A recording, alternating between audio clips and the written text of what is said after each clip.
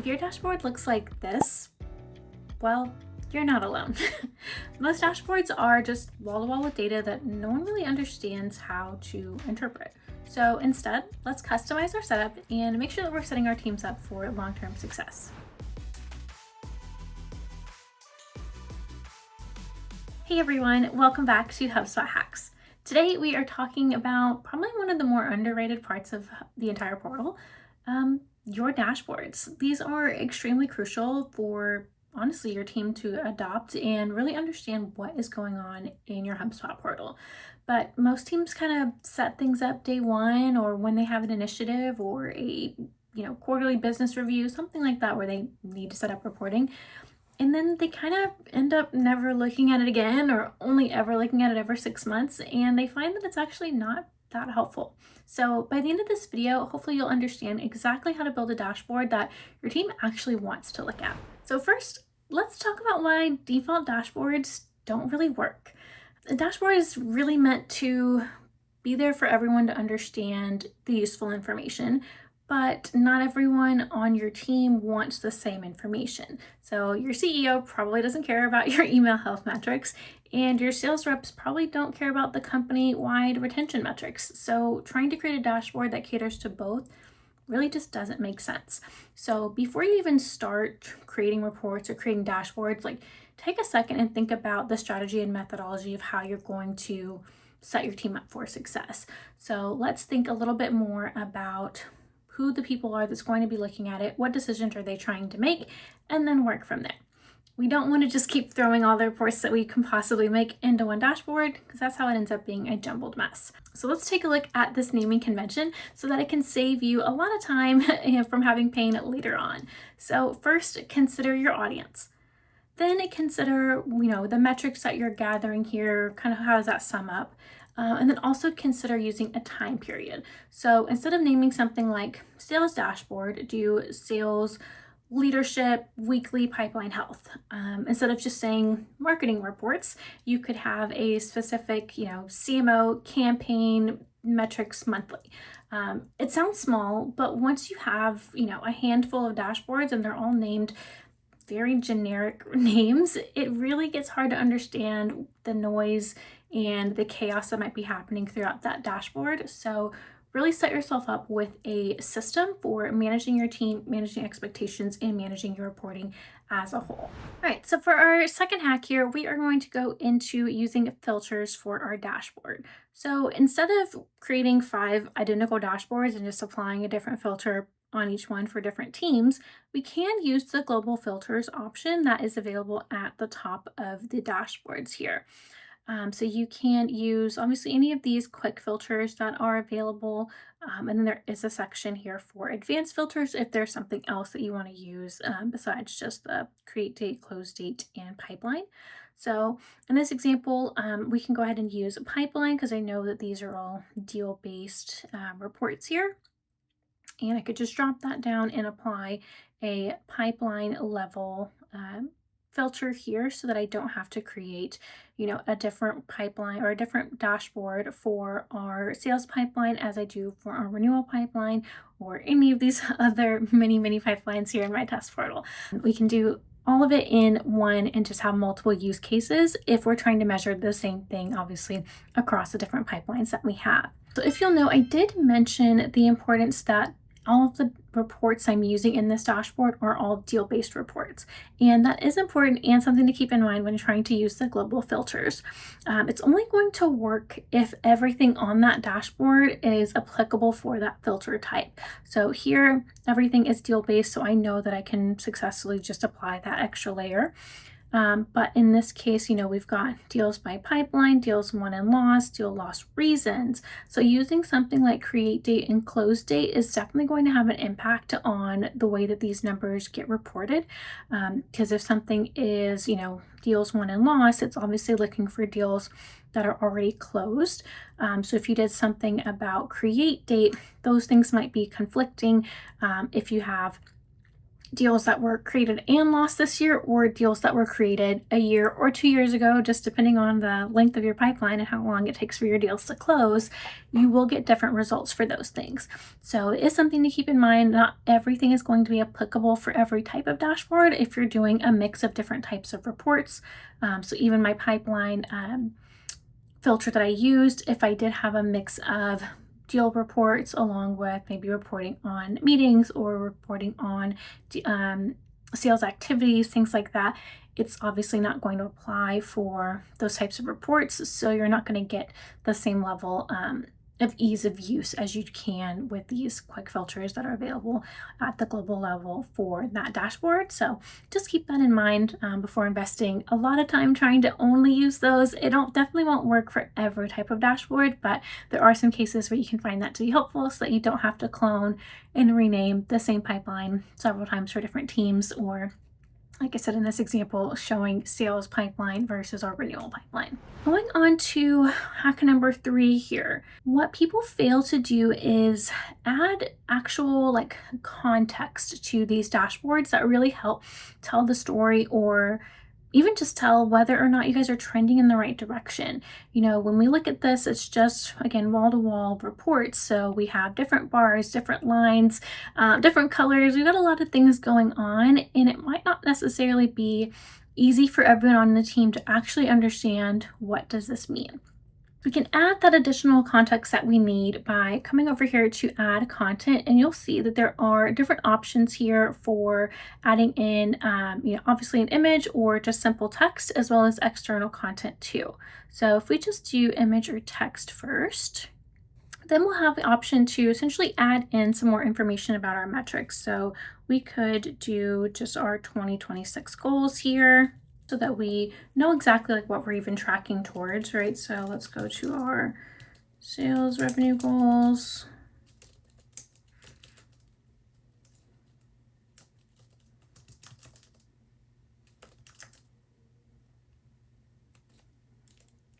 And we'll say that's $1 million. Then we've got our deals created goal, and that's going to be 250 deals. Then let's say we also want our closing ratio to be 25%. And then we'll have our time to close at 10 days. All right, so we've got some pretty ambitious goals for our 2026 goals. But we can go ahead and save this as, again, just additional text to the dashboard here. You can actually add in links or images or even videos if you especially are using this as like a tool for your sales team. Maybe there's some training or things like that you might want to have as additional resources. This is where you can really have fun and make sure that you just have everything that your team needs right at their fingertips when they're at these dashboards, and not having to go look around everywhere else to put the picture together of what the reporting story is that we're trying to tell here. All right, so we've added our goals here. Those are now way down at the bottom. So we can grab that and drag it up to the top here.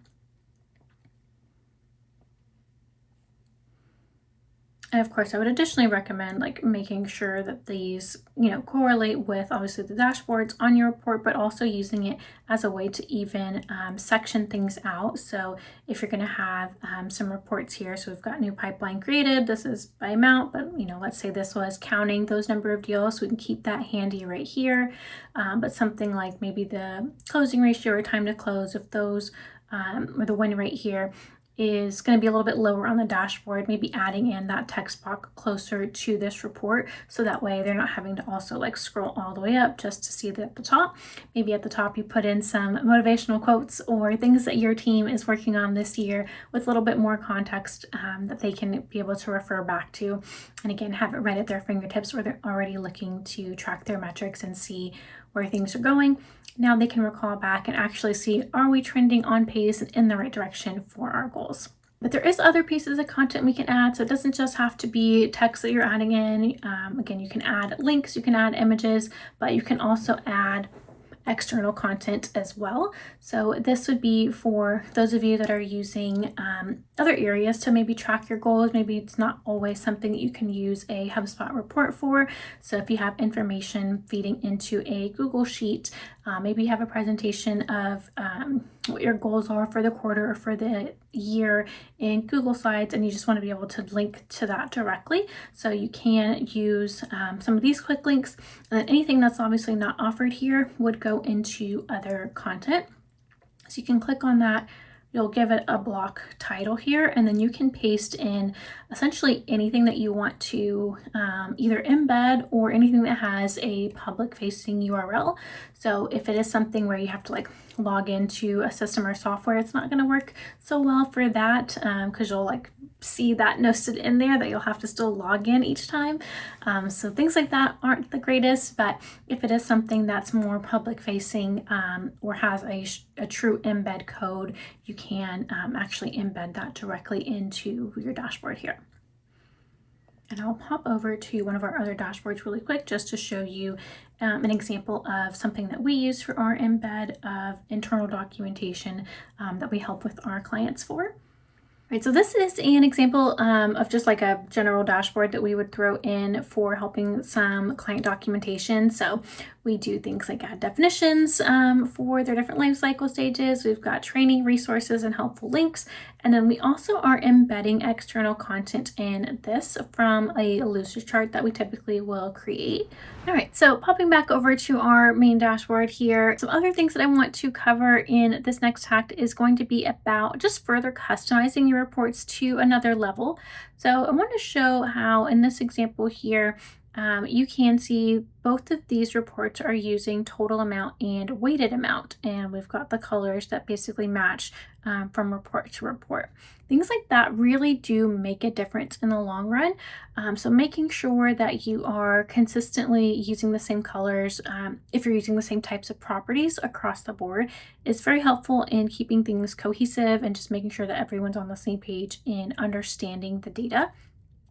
So I'm going to use the example here of our deal loss reason report. So if we pop over to our property settings, then you're going to see that we have actually color coded our deal loss reasons so that it just is a little bit more recognizable for the sales team. So rather than even just having to know, a lost reason is, pricing or budget versus competitor, we also have like a little color code that goes along with it so that we can see that if we're looking at deal tags or board view or anything like that, it just helps kind of stand out and drive the points home of what those data pieces are that are existing.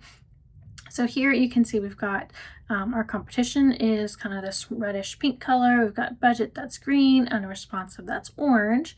And then if we pop back over to our report, we will not see it telling us that exact same story. So now we've got our unresponsive here is yellow. Our budget is purple, our competition is blue. So completely different colors than what our team's actually used to seeing when they're working in those deals. So this would be something that we could customize further to make sure we are, again, just keeping consistency across how we're already using the portal as is. So if we come in and edit this, we can actually go into the color options here and customize them. So one, if you didn't know this was already here, you can actually change it to actually use like your brand colors as default, which is really nice to, again, just add an extra little touch. And then you've also just got some other just default color options. But in here, we're going to do customize a series so that we can actually customize every single one of the options that are going to be available in this particular report so that we can match them back to our other property. So now I can go ahead and set our competition to, what is it, like a pink red color. Our budget here, we're going to set to green, and unresponsive, we are going to set to orange. I'll be honest, I don't remember what the rest of them were, but you get the picture here. So that way we can keep it consistent with what the team already knows and recognizes as options that they're using on a daily basis anyway when they're closing out their deals. So now we can save that as our own, just like further way to customize and keep everything running smoothly. Right, and so for our fifth and final hack, we're going to talk about sharing. So if we've spent all of this time making sure we got the right reports in there, we customized them, we have made sure everything is accounted for context and really telling the story that we want to tell with this dashboard, we also want to make sure that people are seeing this dashboard and that it doesn't just sit in HubSpot forever and forgotten. So we can do that very easily here by coming up to share, and we can actually send this dashboard out in an email. We can also just copy the URL. We can also share it to Slack, but email is my favorite way to do it, especially if you have dashboards for like key stakeholders that likely are not using HubSpot in the day-to-day. They aren't logging in, maybe they don't want to necessarily always have to log in just to view a dashboard. Or maybe it's just to help get your team ready, by sending a report every Monday so that everyone knows what the last week looked like. So we can just send this as a one-off email if we don't need to, share this on a regular basis, but usually we do want this to be recurring. So we can set this as a recurring email here. And we'll go ahead and name it. So weekly sales reporting, or maybe sales progress.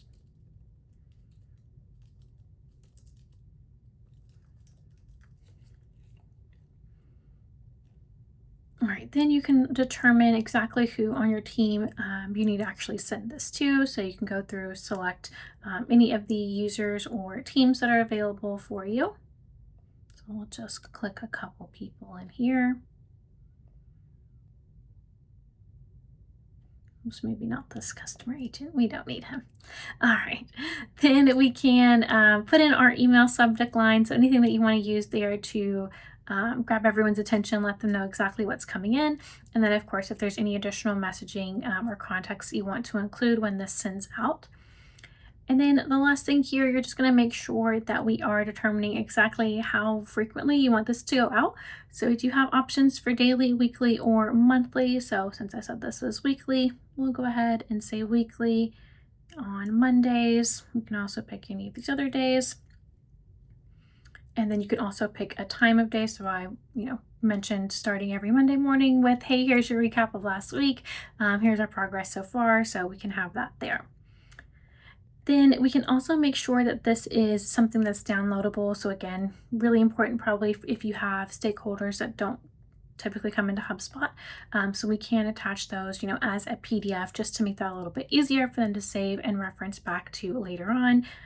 You can just choose no attachment if you want, and it basically just kind of takes like screenshots of each report and throws them into the email. I do prefer to use the actual PDF. And these final options here are more just for formatting. So if you do just want to keep it to one report per page, or if you want it to go ahead and fit as many as possible, you can do multiple. And then because we are not already using any dashboard filters, we won't have the option to send with the current ones. But if I would have applied one of those pipeline filters or something else, then I could also make sure that those are maintained here. So in the case that we did create a dashboard for one use, but we're going to filter it for different reasons for different teams, then when we're scheduling it, we would just want to make sure we have that filter currently applied before we start this process of actually scheduling this email out. And then once we are ready to go, boom, we just schedule email and we are set every Monday, 8 a.m. My team is going to get their weekly sales progress. All right, so as a quick recap here, we essentially went through 5 hacks today when it came to setting up our dashboards for success. So always design for one audience and one decision only. Use filters when possible to make our dashboards as flexible as we need. Make sure to add relevant context, outside content, and sources when it makes sense and when it's appropriate to do so. Make sure we customize our reports and tell a consistent story across how we're using our properties and colors and keys throughout the reports on that dashboard. And then always share that dashboard so it doesn't turn into something that you just forget about after you invested so much time setting that up. So if there is just one takeaway and one takeaway only that you get from this video, it is design your dashboards for a decision, not just for decoration for the sake of having a dashboard. Really put some thought behind it, and that way you guys are going to get the most value out of it. So let me know in the comments which one of these hacks you are trying first, and if this was helpful in your cleanups and efforts going forward. Be sure to hit the like button, subscribe, and I will see you in the next one. Thanks.